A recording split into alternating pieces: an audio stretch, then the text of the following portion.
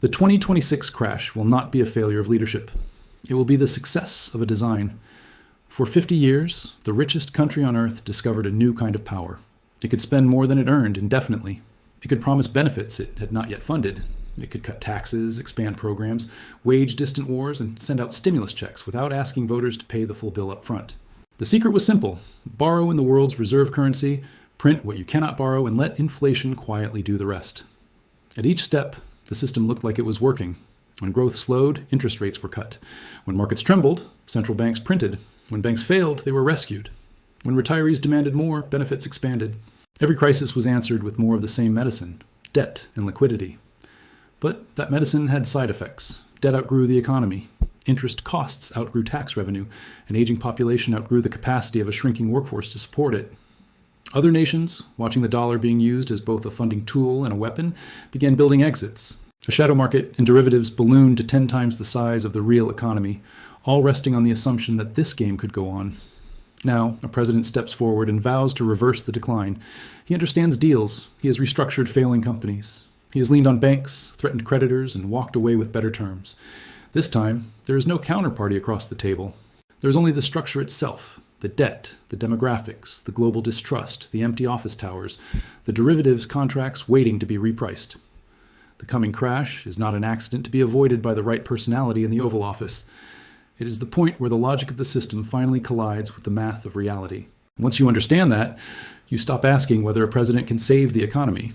You start asking why you were ever taught to believe that they could. He is not wrong to believe he can make a difference. He has done it before, in boardrooms, in bankruptcies, in deals that seemed impossible until the other side finally broke. He understands leverage in a way most politicians do not. He has lived through boom and bust, and he has walked away from wreckage richer than he entered it. But this time, the wreckage is not contained inside a single company or a single industry. This time, the balance sheet is an entire empire. The United States enters the mid-2020s with more than $36 trillion in federal debt, and a budget that can no longer be balanced without attacking the core promises of the modern American state. Interest on that debt has breached the $1 trillion mark, rising faster than tax revenue, outpacing entire departments. Social Security and Medicare together consume trillions more. Defense spending, once untouchable, now competes not with foreign enemies, but with the cost of yesterday's borrowing.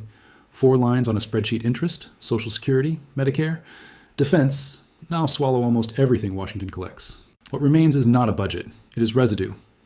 This is the first pillar of the design: debt that can never be meaningfully repaid, only rolled and inflated. For 50 years, it did not matter. As long as the dollar was the world's unquestioned reserve currency, as long as global demand for U.S. treasuries remained insatiable, the numbers could grow and the consequences could be delayed. The system rewarded presidents who promised more and punished those who tried to subtract. Yet even reserve currencies do not live outside arithmetic. When interest rates rise from near zero to levels that resemble history again, old debts become heavier. When the demographic wave hits 10,000 citizens turning 65 every day, a worker-to-retiree ratio collapsing toward 2-to-1 promises made in another era meet a tax base that no longer exists. That is the second pillar: demographics that cannot be argued with, negotiated with, or vetoed.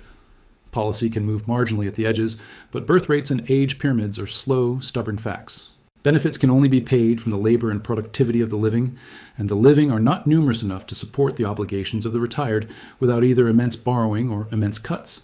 The third pillar sits offshore. For decades, the dollar's dominance allowed the United States to export its inflation and import the world's goods.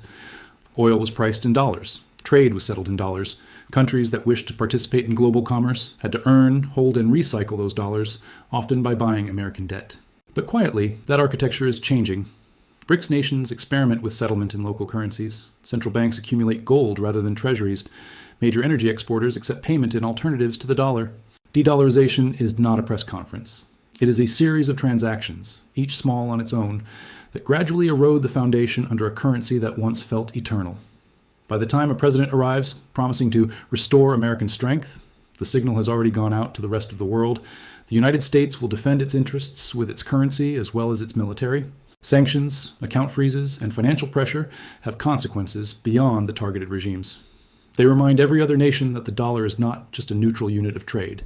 It is a tool of power, and rational actors do not leave themselves permanently exposed to a tool they do not control. The fourth pillar is visible in glass and steel, empty office towers, half-occupied malls, downtowns that no longer host commuters 5 days a week.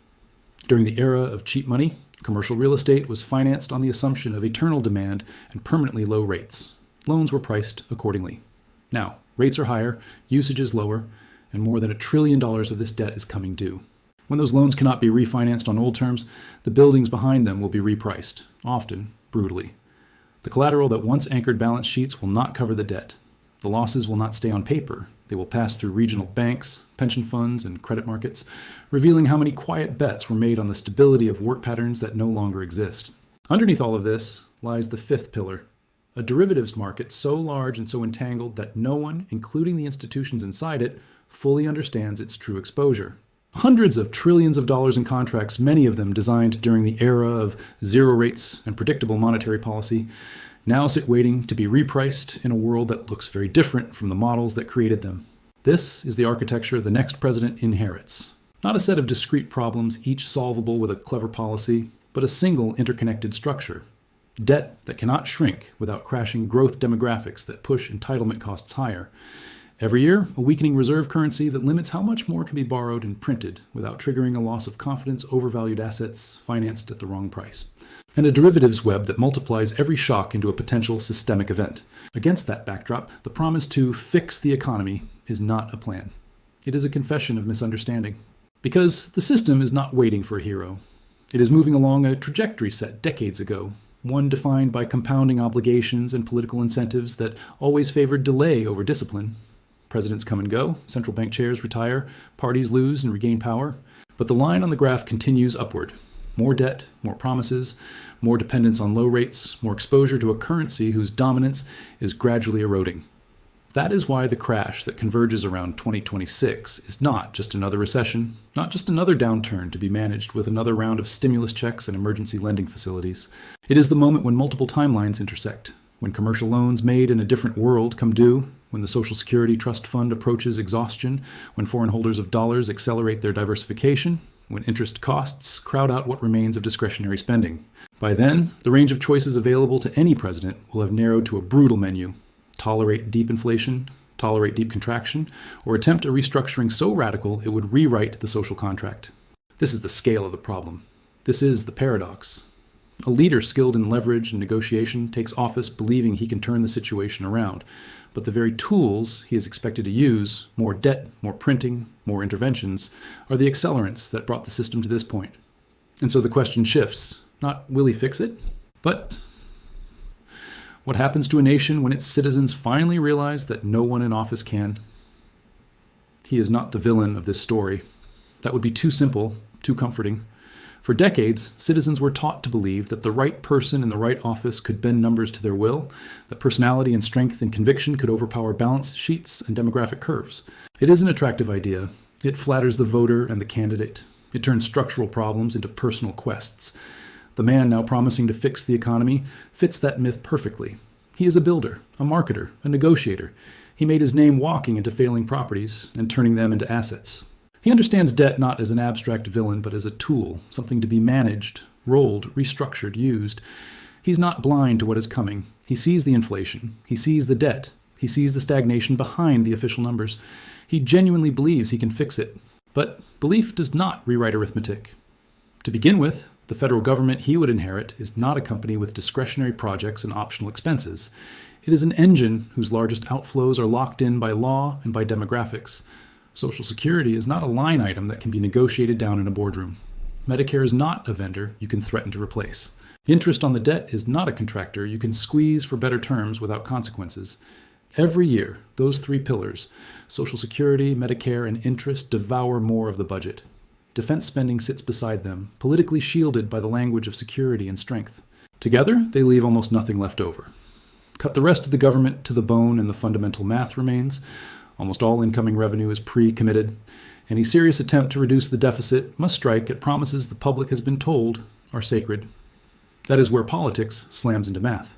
Cut Social Security and you trigger an immediate revolt among tens of millions of older Americans who vote at higher rates than any other group.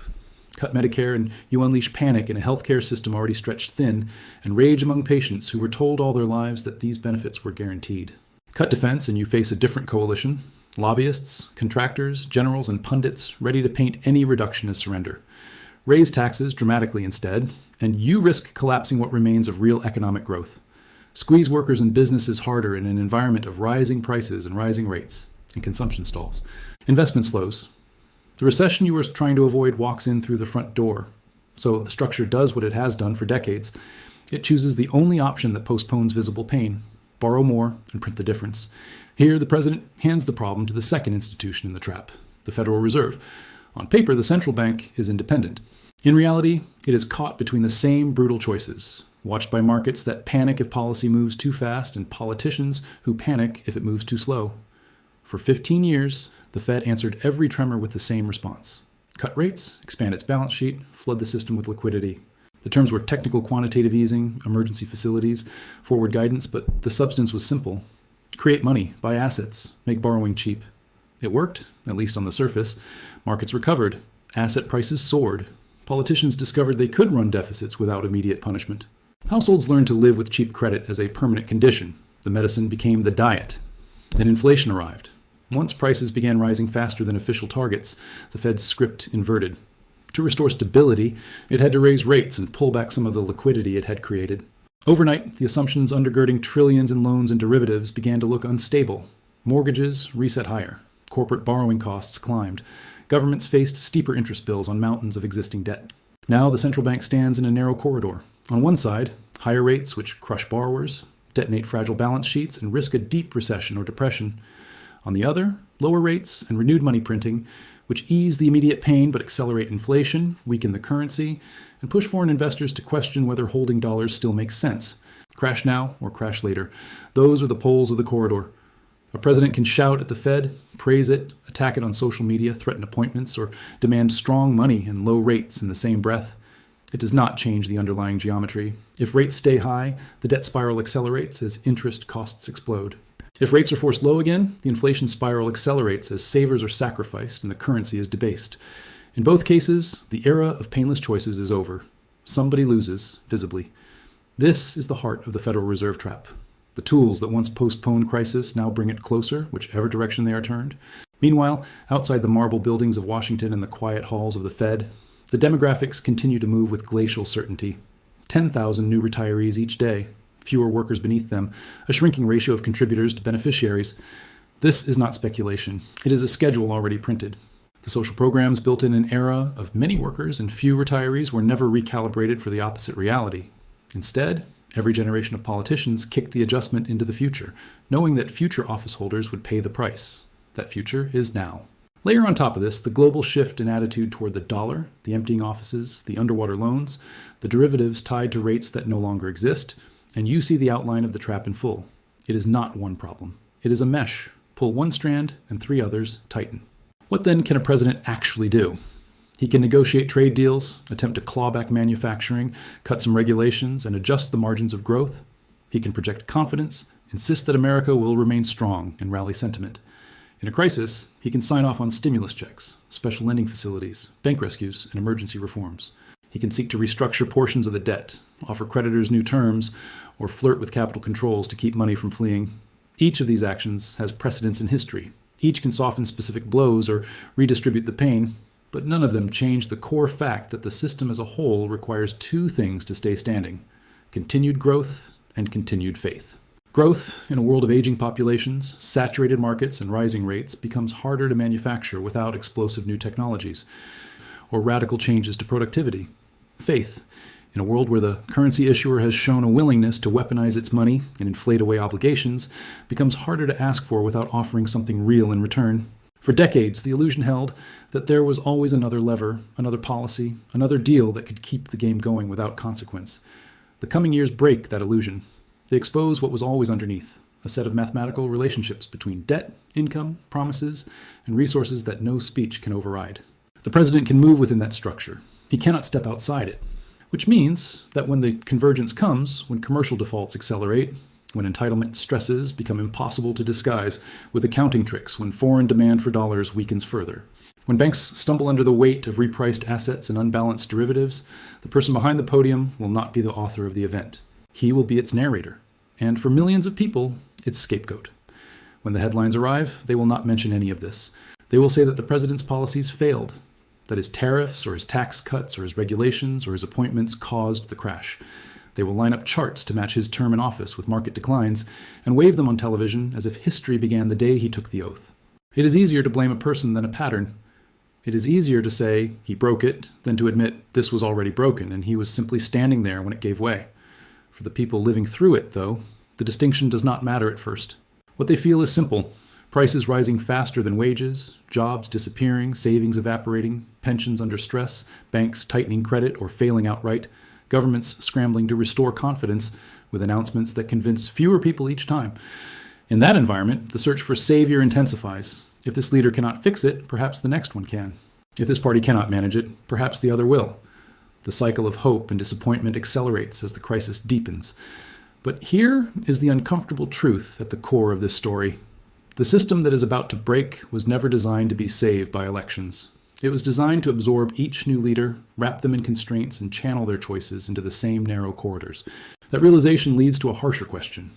If the president cannot stop what is coming, if central banks are boxed in, if the demographics and debt and dollar architecture are all moving in one direction, then what exactly is left under your control? This is where the lens of the documentary has to move. Away from podiums and press conferences, away from campaign slogans, away from the illusion that history is a sequence of speeches, and into something colder, more practical. It has to move to you. Because while you cannot rewrite national balance sheets or reverse global currency flows, there is one balance sheet you still command, your own.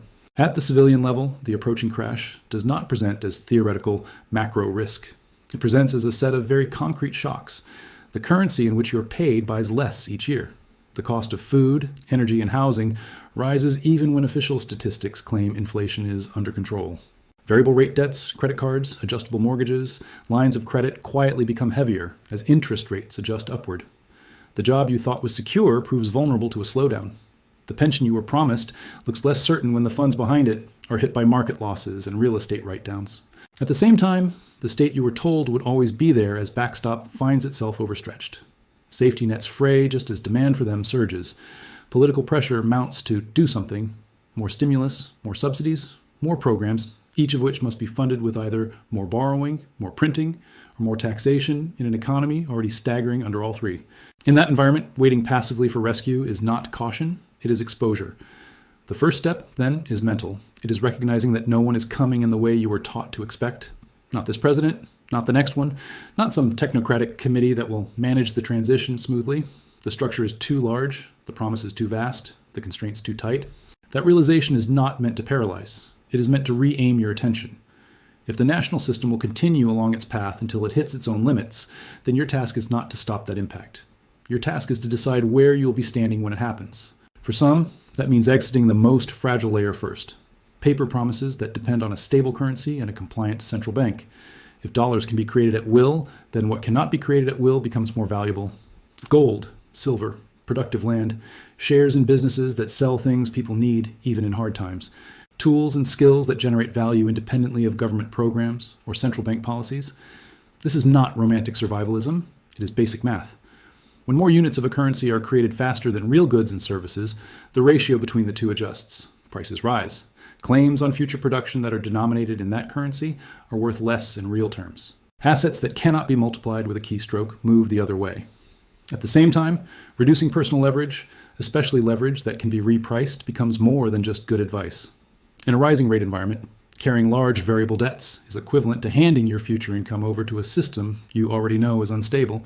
Fixed rate debt, locked at low levels before the spike, may be survivable or even advantageous. Floating rate obligations under an aggressive central bank become a trap. Multiple income streams, once a buzzword, turn into a shield. When one sector freezes, another may still function. When one employer cuts staff, another might still be hiring. When one market dries up, another may open as the crisis reshapes demand. Relying on a single paycheck in a system that is about to be stress tested in every direction is a risk position, not a neutral one. Skills sit behind all of this, not just abstract qualifications, but actual capabilities. Fixing, building, growing, repairing, organizing, teaching, managing, analyzing. In a system where currencies and asset prices are volatile, the ability to solve real problems for other human beings remains a stable form of wealth. It translates across borders and regimes. None of this guarantees immunity. There is no perfect hedge against a restructuring of an entire financial order, but these steps change your relationship to the crash. They shift you from being completely tied to the current system's promises to holding some value that can survive outside them. There is another layer that most discussions ignore until it is too late: community. Individual preparation matters. But when supply chains falter, when services are interrupted, when trust in institutions erodes further, the people around you become a kind of capital too.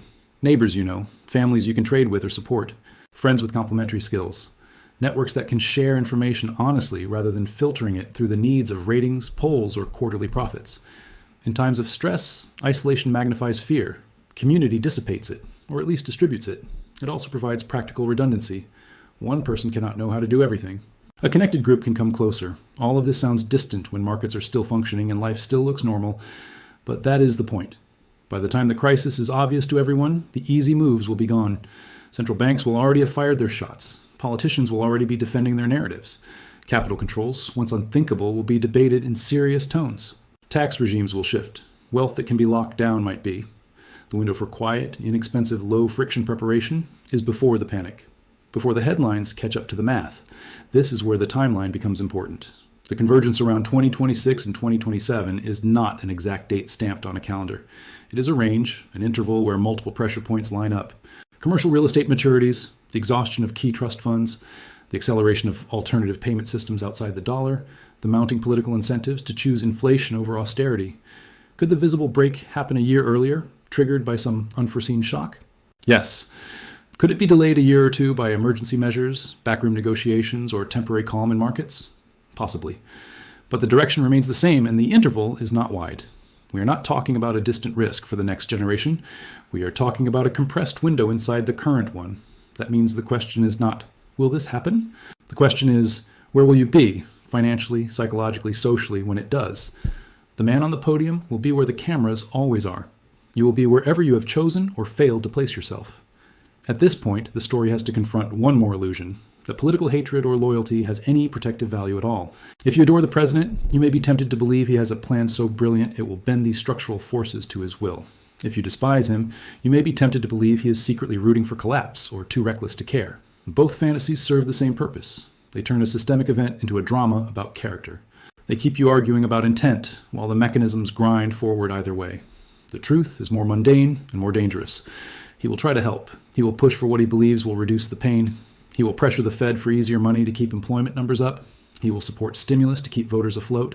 He will explore restructuring options if markets seize. He will look for villains to blame foreign rivals, past administrations, disloyal institutions, because politics demands a story, but none of that changes the fundamentals. Easy money in an inflationary environment accelerates currency decay. Stimulus, funded by printing, deepens the eventual reckoning. Restructuring sovereign debt at scale shakes confidence in the very instruments that allowed the system to function for so long. Even the boldest moves, a new currency regime, partial backing with gold, digital controls on capital, would not constitute a fix. They would be acknowledgments that the old architecture had failed and that a new one was being assembled from its pieces. In that sense, the president is not the architect of the crash. He is the foreman of whatever comes after. For you, that means the real line of separation is not between supporters and opponents of any single leader. It is between those who still think the system will revert to normal, with one more rate cut or one more election, and those who understand that normal was the anomaly. The last 50 years, the age of ever-expanding credit, ever-cheaper money, ever-rising asset prices, were not a steady state. They were a unique period powered by a very specific set of conditions: dominant demographics, unchallenged reserve currency status, cheap energy, compliant politics, and a financial sector allowed to leverage all of it. Those conditions are ending. The design has reached its logical conclusion. The crash is the system doing exactly what it was built to do when pushed beyond its limits: reset. What emerges afterward will depend heavily on who went into that reset blind and who went into it awake. There is a temptation at this point to ask for a fix anyway. Some grand, elegant solution. A policy package. A technological breakthrough. A single reform that will neutralize 50 years of accumulated pressure. But when you strip away slogans and wishful thinking, you are left with the same architecture, the same 8 pillars that underlie the coming crash. A national debt so large that even small increases in interest rates produce trillion-dollar interest bills. A central bank trapped between inflation and depression. A A demographic curve that guarantees rising entitlement costs with fewer workers to fund them. A global currency system in which the dollar is quietly, steadily being replaced at the margins. A commercial real estate sector financed for a world that no longer exists. A government dependent on perpetual money printing to cover the gap between promises and revenue. A derivatives web that multiplies every shock. And a global loss of trust in the very institutions that claim they can manage all of this. These are not separate crises. They are one system, seen from 8 angles. Cut the debt aggressively, and you trigger mass defaults, a collapsed safety net, and social unrest. Lower rates aggressively, and you protect debtors at the cost of savers, destroy the currency's credibility, and accelerate de-dollarization. Raise rates aggressively, and you stabilize prices at the cost of bankruptcies, job losses, and a cascade through the derivatives markets. Do nothing, and the existing trajectory plays out. Obligations grow, real growth stagnates, and the gap is filled with printed money until inflation or currency rejection forces a reckoning anyway. Every path runs through pain. The only question is who bears it, how fast, and under what story. This is why the system resists honest solutions. Real fixes would require telling voters something no politician wants to say out loud, that a portion of what they were promised cannot be delivered in real terms, that benefits and purchasing power will fall, that taxes in some form will rise, that some banks will fail, that some debts will not be repaid, that some assets are not coming back to their old prices. Instead, leaders reach for narratives that keep the machine politically manageable. Blame a party, blame a foreign rival, blame a virus, blame a particular policy, anything but the structure itself. Underneath, the math quietly continues. This is the structural trap. You cannot exit cleanly. If you attempt to preserve every promise, every entitlement, every asset price, you destroy the currency that measures them.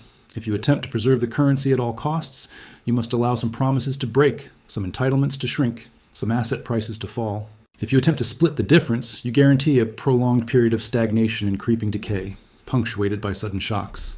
There is no version of the future in which the next decade looks like the last 5. There is only a choice between different kinds of resets. For most people, the reset will not arrive as a philosophical debate. It will arrive as a letter from a pension fund explaining necessary adjustments, as a silent devaluation of savings, as a layoff, as a bank imposing new limits, as a government quietly changing the rules under which it takes and redistributes value. For the president standing in front of the cameras, it will arrive as a series of impossible choices, wrapped in urgent memos and classified briefings. The options will all be bad. The only variable will be which group screams the loudest when their interests are sacrificed. He will choose. He has to.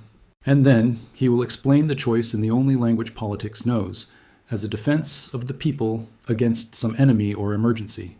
You will not be in the room where those choices are scripted, but you will live under their consequences. This is why understanding the architecture matters. Not because it allows you to stop it, but because it changes how you interpret what happens next. When the stimulus comes, you will recognize it as a transfer of purchasing power from the future into the present, not a gift from a benevolent state. When interest rates are forced lower again despite high inflation, you will see it as a decision to sacrifice savers to keep debtors and governments afloat. When capital controls or new reporting requirements appear, you will understand them as a sign that the system is trying to keep value from escaping its grasp. When a new currency mechanism is introduced, whether digital, partially backed, or tied to some basket, you will know it is not a visionary leap, but an admission of failure. And when commentators line up to blame a single president for the overwhelming fracture, you will know that they are mistaking the crash for an event, not recognizing it as the end of a long process. That recognition is not cynicism, it is clarity. Clarity is what lets you move before the stampede. It is what lets you shift some savings into things that cannot be conjured from nowhere. It is what pushes you to pay down the debts that are most likely to strangle you in a rate shock. It is what drives you to build skills, relationships, and income streams that are not entirely dependent on a single employer or a single government promise. Clarity is what keeps you from wasting the last calm months arguing on screens about which politician is more for the people, while the structure that defines both of their options grinds toward its limit. There is one more layer to this, the most uncomfortable of all. For years, you were told a specific story about your role in the economy. You were the worker, the consumer, the taxpayer. You funded the system with your labor and spending. You were the citizen to whom promises were made. In reality, you were also something else, the collateral, your future taxes, your mortgage payments, your willingness to hold savings in a currency that could be diluted, your belief that government bonds were risk-free, your assumption that deposits were always safe, that pensions would always be paid, that Social Security was untouchable. Those beliefs were the asset base on which the modern debt system was built. When politicians borrowed, they did it on your behalf. When central banks printed, they did it against your future purchasing power. When banks leveraged, they did it on the assumption that you would continue to work, pay, and comply. That is the quiet architecture of power that most people never see. The crash of 2026, 2027 is not just a financial event. It is the moment that architecture becomes visible, when promises are tested against reality and some are found wanting, when it becomes obvious that there was never enough real value to back every claim made in your name. In that moment, your identity as a participant in the system changes. You are no longer just a confused taxpayer wondering why the economy keeps getting worse while charts on television say everything is fine. You are someone who understands how the machine was built, who knows where its pressure points are, who can distinguish between genuine stability and optical tricks. That knowledge will not spare you from all harm.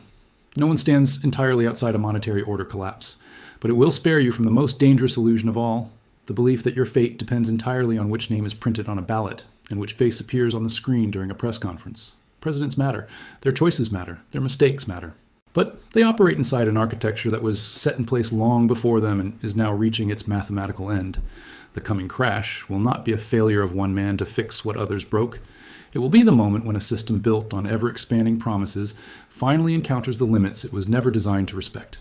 Debt, in that sense, is not a glitch in our economy. It is the operating system. And once you see that, the narrative you were given about your place in all of this falls apart. You were never just the beneficiary. You were never just the voter. You were the balance sheet the system wrote on. What you do with that realization, how you respond, how you prepare, how you reposition your life, and your expectations is the only part of the story that is still fully under your control. No president can give that responsibility back to you. It was always yours.